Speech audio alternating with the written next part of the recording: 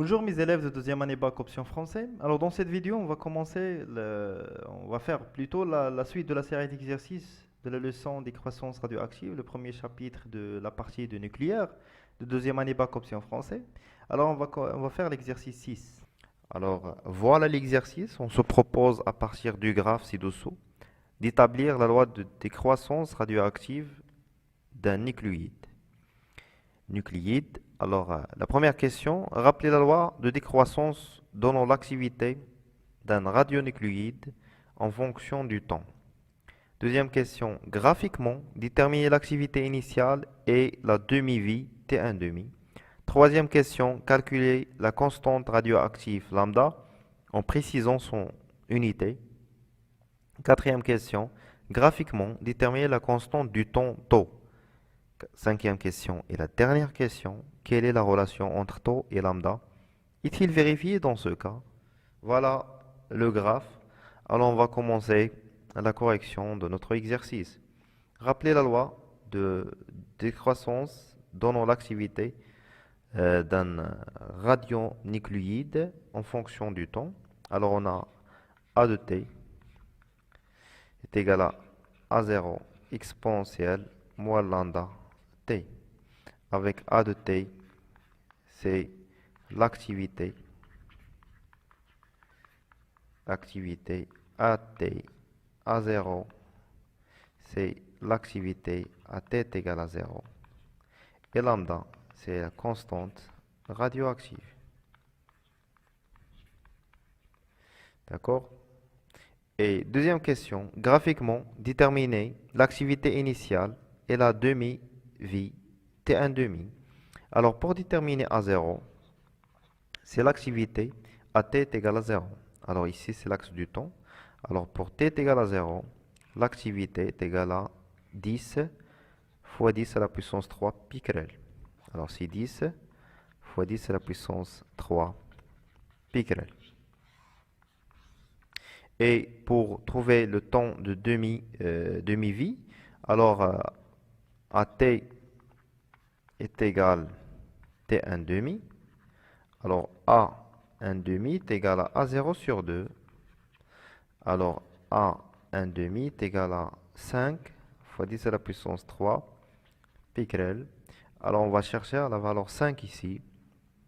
Alors on va trouver 2,5, c'est celle-là.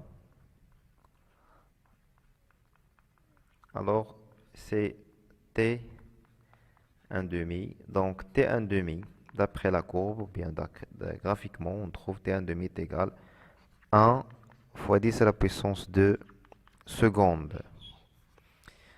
Alors, passons à la question 3. Calculer la constante radioactive lambda, en précisant son unité. Alors, on a lambda est égal ln de 2 sur T1 demi.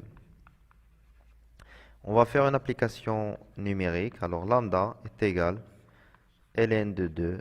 T1 demi, on a trouvé T1 demi, c'est 100 secondes. Alors, lambda est égal à 6,93 fois 10 à la puissance moins 3 secondes. Et voilà l'unité. Seconde, n'oubliez pas, c'est seconde moins 1. D'accord? Pour la quatrième question, graphiquement, déterminer la constante du temps tau. Alors, pour t est égal à tau, on a 0,37 à 0. D'accord? Alors, à 0, كتكون وصلت 37% من l'activité initiale. Alors 0,37 fois A0 fois 100 fois 10 à la puissance 3. Alors il va donner 3,7 fois 10 à la puissance 3 picrel. Alors ça c'est A pour t est égal à tau. Alors on va chercher à 3,7 dans le graphe. Alors ici on a 2, ici 3. 3,7 c'est à peu près ici. Alors ici on a A à l'instant temps. Alors on trouve à peu près ici. Alors la moitié de ça, c'est 1,5, à peu près 1,4. Alors taux est égal à 1,4 fois 10 à la puissance 2 secondes. Et on a trouvé la constante du temps, graphiquement bien sûr. Alors à taux, c'est quoi? C'est 0,63 à 0. Et pour la dernière question de cet exercice, quelle est la relation entre taux et lambda? Alors, la relation est la suivante. Taux est égal à 1 sur lambda.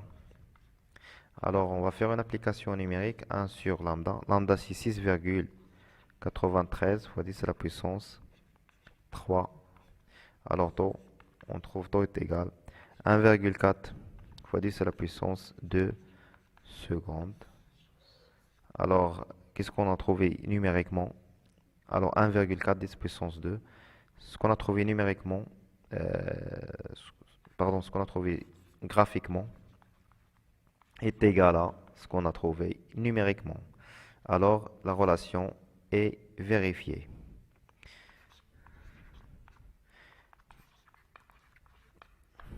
La relation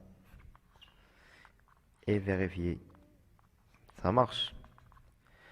لقينا طو graphiquement كتساوي 1.14 secondes. ولقينا حتى par l'application de cette relation là لقينا حتى هي كتساوي 1,4 10 puissance 2 secondes. Alors la relation elle est juste.